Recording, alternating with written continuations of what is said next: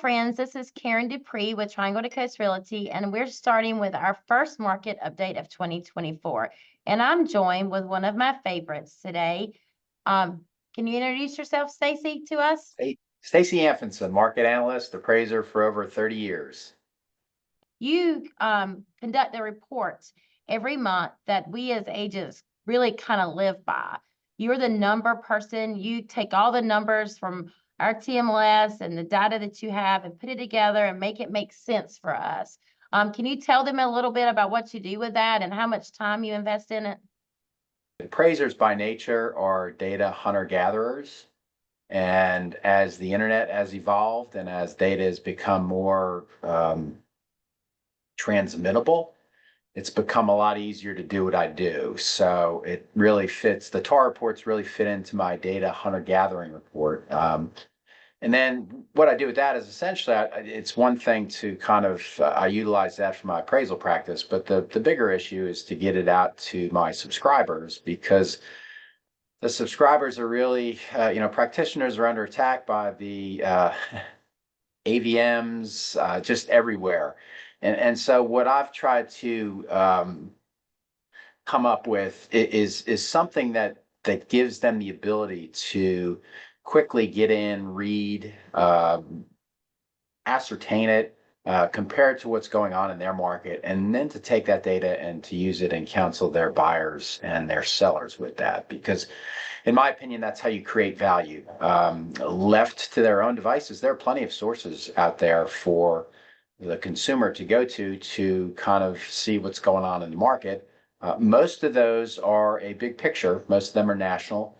A few of them are state, but none of them are hyper local as the TAR reports drill down to. And as I've counseled my subscribers over the years, we have so many different submarkets within the triangle that a one-size-fits-all valuation or market analysis mentality doesn't work. So what I've tried to convey to them is the ability to or the necessity to identify the submarket you're representing your buyer in or your seller in, and then taking the information that's in the TAR reports and understanding that yourself, and then communicating it to your buyer and your seller. What are your sources that you use for the data that you do provide to your subscribers? So the MLS is the majority one. Wake County is phenomenal in terms of the records they've got, both in the tax office and the Register of Deeds office, building permits from Wake County and the other municipalities, and then the public records sections for Johnson County and Orange County and Durham County and Johnston County. And then having done this for a very long time, I've created my own proprietary databases where I input data and kind of massage it around and enable it to come up with metrics that you can't get anyplace else. Can you tell me where you think we sit today and looking into the first quarter versus the years past?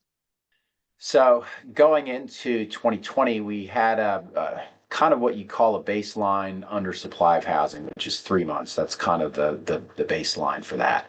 But ever since March of 2020, we have hovered between less than 1 month and a 1 month supply of housing. And that's really remained consistent up until December of this year. It will be consistent for this year. There's just not really a lot of inventory help on the horizon. New home builders are really the only help that we have, and they're building as fast as we can. The help with the resale market is a long game, and it's the fact that the majority of real property is owned by baby boomers with birth years between I'm at the end at 1960, but so those are really, as they get those in their late 60s and their 70s are still living in their house, those houses will come on the market, but it's not going to be in some kind of massive way. Some people have called it a silver tsunami. I just don't think it's going to be that way.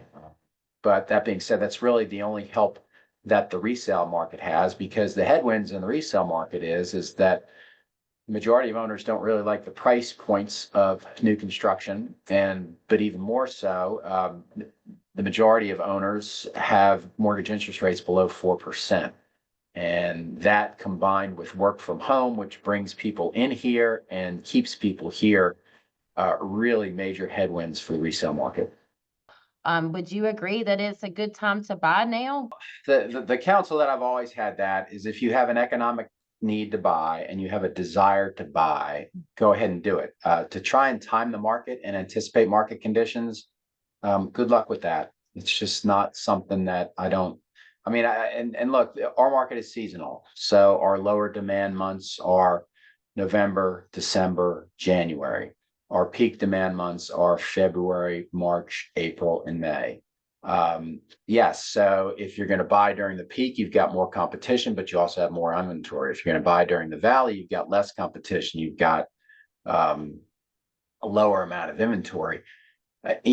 As to what interest rates do for you, it really just dictates what you can and cannot afford. Kind of a balancing act. It's a seesaw of what you need in your life, Exactly. what is going on for you.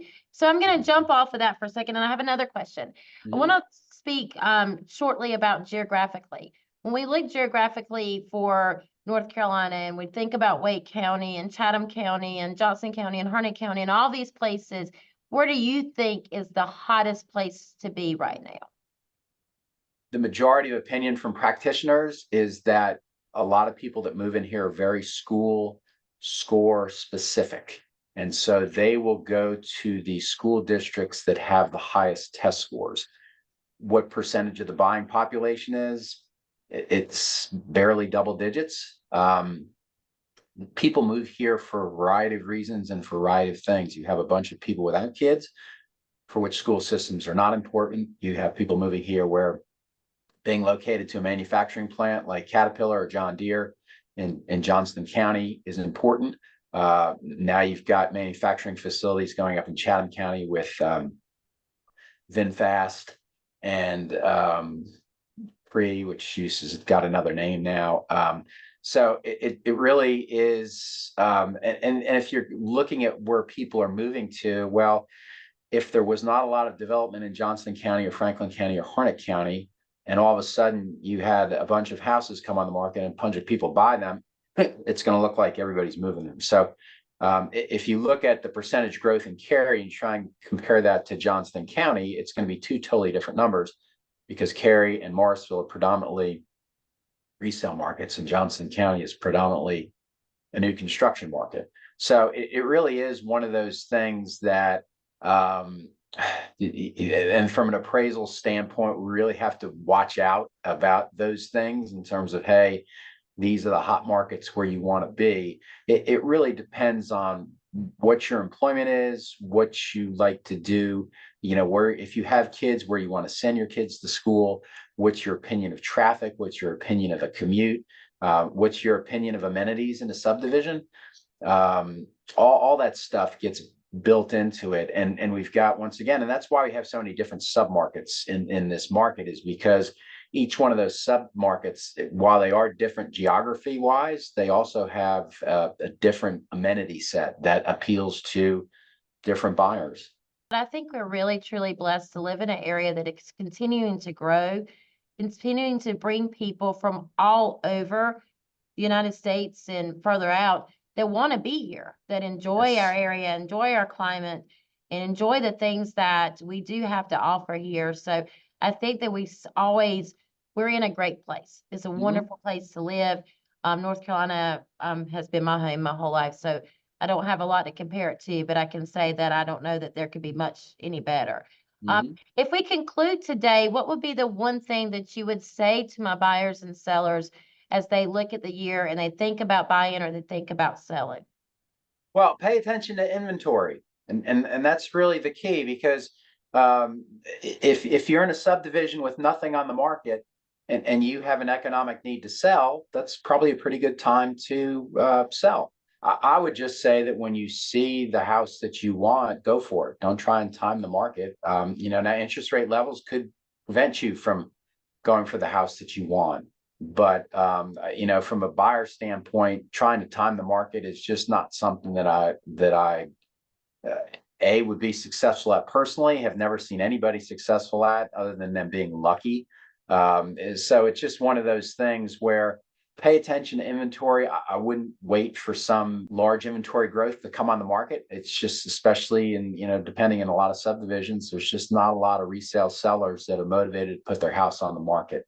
So for the seller standpoint, pay attention to inventory in your subdivision. For the buyer standpoint, when you see something come on there, go for it. We really just appreciate you coming and talking to my clients and to our friends just on your insight of, and for our first market update. So thank Glad you. to do it. All right. All right. Have a great day, Stacey. Thanks. Thank You you. too. Bye-bye.